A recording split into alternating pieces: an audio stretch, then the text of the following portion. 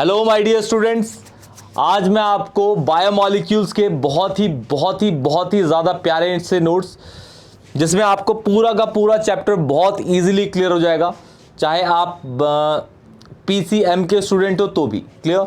जैसे क्या होता है ना, इस चैप्टर के अंदर जो बच्चे पीसीबी वाले होते हैं उन्होंने 11th क्लास में चैप्टर है पूरा का पूरा बायोमॉलिक्यूल्स, बायोलॉजी में पूरा का पूरा पढ़ लिया होता है, तो उन बच्चों को ज़्यादा प्रॉब्लम आती नहीं है और उनको protein, carbohydrate, sucrose, fructose, lactose, इन सब के स्ट्रक्चर्स भी रटे होते हैं। बायो वाले बच्चों को बहुत इजी चैप्टर लगता है, ये बहुत जल्दी कर लेते हैं बच्चे, एक भी नंबर नहीं कर।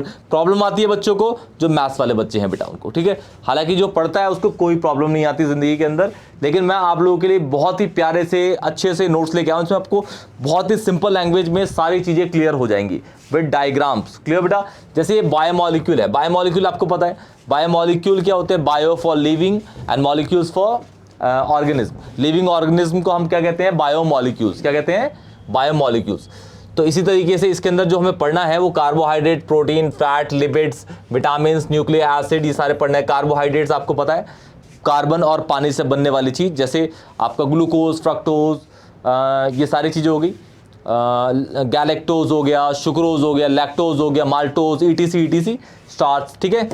ऐसे ही इसके अंदर आपको सारे के सारे फॉर्मूले, क्लासिफिकेशन, यहाँ पे मोनोसेक्राइड, ऑलिगो, पॉली, इसके अंदर क्लासिफाई कर रखे हैं सारे।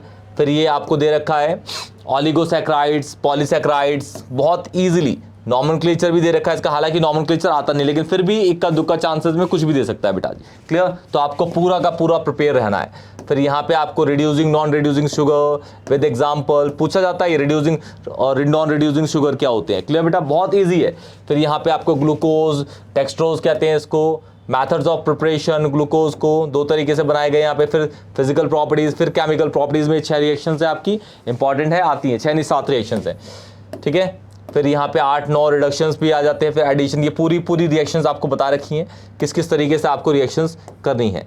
क्लियर। और इसके अंदर ये जो है केमिकल प्रॉपर्टीज ऑफ ग्लूकोज के क्वेश्चंस आते हैं ज़्यादा। क्लियर। बहुत ज़्यादा मुश्किल नहीं होते, लेकिन आते हैं। जिस बच्चे को ना ऑर्गेनिक केमिस्ट्री समझ आती है ना, वो इस चैप्टर को भी कर लेता है, ठीक है। फ्रैंकली बोलूँ, जिसको ऑर्गेनिक केमिस्ट्री, बच्चों को ऑर्गेनिक केमिस्ट्री में बहुत प्रॉब्लम आती है क्योंकि वो ढंग से रिवीजन नहीं करते। अगर रिवीजन करें ना बेटा तो कभी आपको प्रॉब्लम नहीं आएगी ऑर्गेनिक केमिस्ट्री में भी। हालांकि किसी भी चीज़ के अंदर प्रॉब्लम नहीं आती जब तक बच्चा उसको डे टू डे रिवाइज करता रहता है। क्लियर बेटा। बैकलॉग्स लेके चलना बहुत ही ज़्यादा बर्डन हो जाता है लास्ट के टाइम में, तो आपको ये स्ट्रैटेजीज बना के रखनी है कि आपको जो क्वेश्चंस या फिर जो भी आप कर रहे हैं ना उसको रिटर्न पोर्शन में करना है। रिटर्न पोर्शन के साथ साथ आपको उसके शॉर्ट नोट्स बना के चलने, और PYQs का खास ख्याल रख के आपको आगे बढ़ते चलते रहना है। क्लियर बेटा, ओके। फिर ये रिएक्शंस आ गई आपकी सारी, रिडक्शन, फिर ये स्ट्रक्चर ग्लूकोज के 28 पेज का है बेटा, ये ध्यान से पढ़ लीजिएगा इस पूरे को। ये आपका यहाँ पे आ गया, ये बन गए डाइसैक्राइड्स, माल्टोज, लैक्टोज, ठीक है बेटा। किस तरीके से बनते हैं? ये लैक्टोज बन गया, ये पॉलीसैक्राइड्स। स्टार्च होता है आपका, एक सेलुलोज होता है, ग्लाइकोजन होता है। स्टार्च के अंदर अमाइलोज, अमाइलोपैक्टिन होता है। इन दोनों के बीच में डिफरेंस पूछता है बेटा, अमाइलोज और अमाइलोपैक्टिन के बीच में डिफरेंस पूछे जाते हैं। फिर ये टेस्ट फॉर कार्बोहाइड्रेट, फिर विटामिन आ गए, water soluble, fat soluble. Clear बेटा, इजी है, ज़्यादा मुश्किल नहीं है, ये आपको याद रखना है। इससे 1 नंबर का क्वेश्चन बनता है विटामिन से।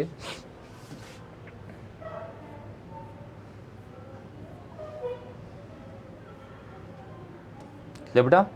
फिर ये आपके प्रोटीन स्टार्ट हो गया। प्रोटीन आपको पता है जो अमीनो एसिड से बनते हैं, अल्फा अमीनो एसिड से, ठीक है। ग्लाइसिन जो है वो सिंपलेस्ट आपका अमीनो एसिड होता है। क्लासीफाई करा गया है यहाँ पे नेचर में, तो एसिडिक, बेसिक, न्यूट्रल होगा, और रिक्वायरमेंट के अकॉर्डिंग एसेंशियल, नॉन एसेंशियल होगा। इन दोनों के बीच में डिफरेंस पूछा जाता है। और पोजीशन ऑफ NH2 के अकॉर्डिंग अल्फा हो गया, बीटा हो गया, गामा ऑन अदर्स हो गए। क्लियर। फिर यही सारी चीज़ें डिस्क्राइब कर रखा है इसके अंदर। बहुत ईजी तरीके से यहाँ पे सारी चीज़ें क्लियर कर रखी है। आप पढ़ेंगे ना बहुत ईजिली आपको सब कुछ क्लियर हो जाएगा, कोई भी डाउट नहीं रहेगा बेटा जी। क्लियर।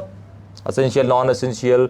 फिर यहाँ पे आपकी जो टाइप्स ऑफ प्रोटीन में फाइब्रस, ग्लोबुलर के बीच में डिफरेंस है, बहुत इंपॉर्टेंटली पूछा जाता है बेटा। फिर यहाँ पे ये है आपका, फिर ये प्राइमरी, सेकेंडरी, टर्शियरी, क्वाटरनरी, इन सब कैसे बनते हैं सारा का सारा दे रखा है स्ट्रक्चर्स के साथ, ठीक है। फिर native protein, denaturation of protein का क्वेश्चन तो बिल्कुल हिट लिस्टेड में होता है। डीनेचुरेशन ऑफ प्रोटीन का। फिर न्यूक्लिक एसिड हो गए आपके, इसमें पेंटोज, नाइट्रोज, फॉस्फेट होते हैं इसके अंदर। फिर इसमें नाइट्रोजनस बेस हो गए। फिर न्यूक्लिक एसिड, न्यूक्लियोसाइड और न्यूक्लियोटाइड, ये एस होता है बेटा, याद रखिए एस होता है ये, ठीक है ना। फिर डीएनए हो गया, क्लियर। फिर ये आपके आरएनए हो गया, ठीक है बेटा।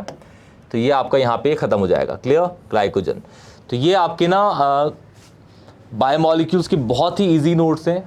आप एक दिन के अंदर 4-5 पेज पढ़ेंगे ना, बहुत इजीली आपको क्लियर हो जाएगा। और साथ साथ में इसको रिटर्न वे में भी करते रहिएगा। सारा का सारा लिंक ना आपको डिस्क्रिप्शन मिल जाएगा, जो भी आप चाहेंगे। और कुछ स्पेशल आपको चाहिए होगा तो मुझे कमेंट सेक्शन बताइएगा, उसकी पूरी प्रॉपर वीडियो मैं आप लोगों के लिए बना के अपलोड कर दूंगा बेटा जी। आप लोग देखिएगा उसको, क्लियर बेटा जी। तब तक के लिए टेक केयर बेटा, ऑल द बेस्ट।